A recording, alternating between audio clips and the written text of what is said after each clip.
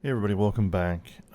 This is going to be an unusual video, I guess, compared to what I normally do. Um, very long story short, I live in an area where there are a bunch of converted houses into apartments, and we had a neighbor who decided to move out and abandon their cat outside. So where I live, doesn't allow pets, and I can't say that I'm actually a huge cat guy, but but it's an animal and it needs to be taken care of. So, as we're trying to find a place for this cat to be relocated to, we've all been sort of chipping in a couple neighbors around the area and feeding her and doing that kind of stuff.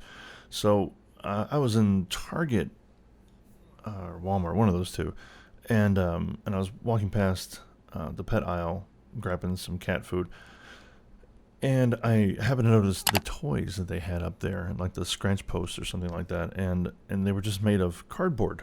They were just sort of glued together cardboard, and these things were everywhere from $4 to $20 a piece, and I'm just like, I have a bunch of scrap cardboard that I just can't justify throwing away, but I don't have anything for it right now, so I said, okay, fine, cool, I'm gonna do this. So I figured I'd go ahead and just film it, so that way I had something to post because I've just been so busy. I just haven't been able to get to modeling. I figured this was one thing I could have done.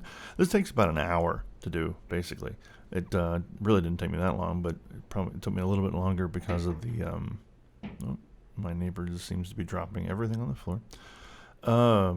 It took me about maybe 25, 35 minutes altogether, a little bit longer for filming. So anyway, this is pretty self-explanatory. I'm just cutting the cardboard to fit the whatever size I'm wanting. I'm kind of wanting this sort of rectangle, just the size of the cat, so this way she can kind of rub up against it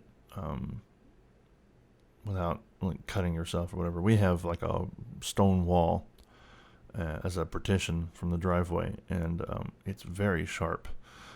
So I figured this would be a little bit better.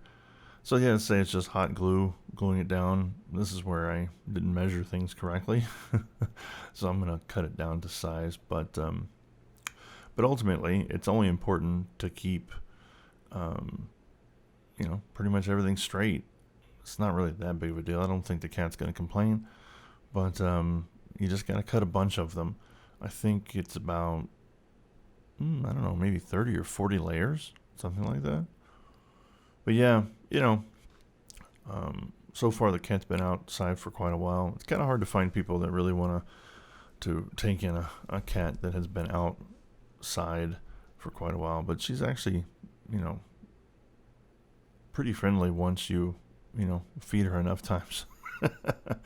She's pretty, you know, uh, freaked out by most things, to be expected, I guess. So there it is, completely um, glued together, I guess. So because this is going to be sitting outside, I don't want it to, it's cardboard, so it has a really good chance of just, with the rain we're having in Kentucky, it's gonna just turn into mush in a very short amount of time. So I have this sort of card stock here. This is just a craft paper card stock. So I'm just gonna cut that to the same width and cut them into little strips, and so this way um, I can, wrap it around the outside edges. My intention is to have this where it is, you can access both sides.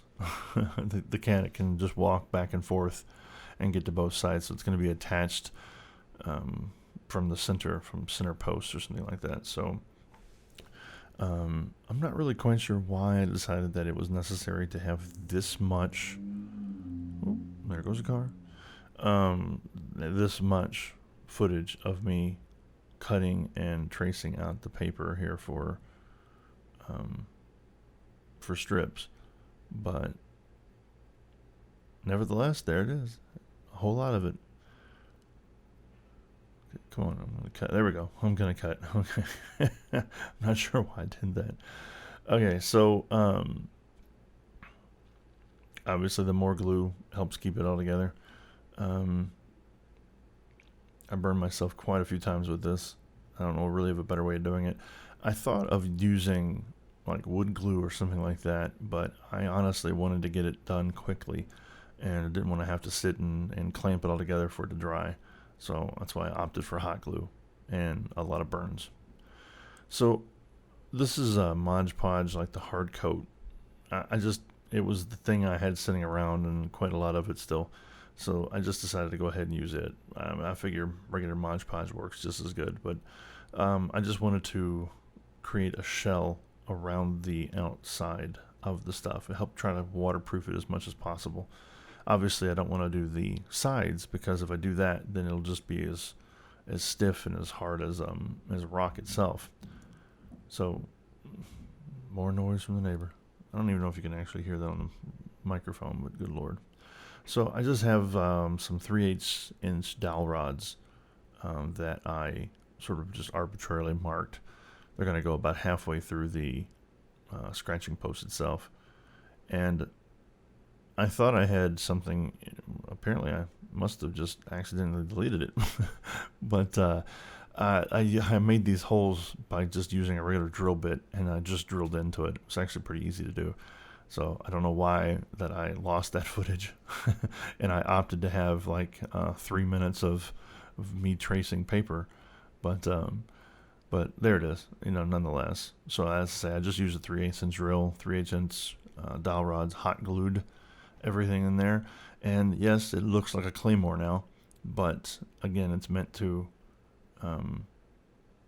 go in the dirt, which is why I have the bottom there at an angle, just so it'll dig it out into the dirt quicker. And so I'm going to add catnip to the sides of this, just so it'll sort of attract the cat there a lot faster. So anyway, that's it. Hope you enjoyed it. And next time I'll have a couple dioramas, and I'm going to be focusing on a lot of foliage, like trees and bushes and stuff like that, trying to figure out a way to make them as realistic as possible without spending a fortune on it. So anyway, hope you enjoyed this, and I'll see you next time. Thanks. Bye.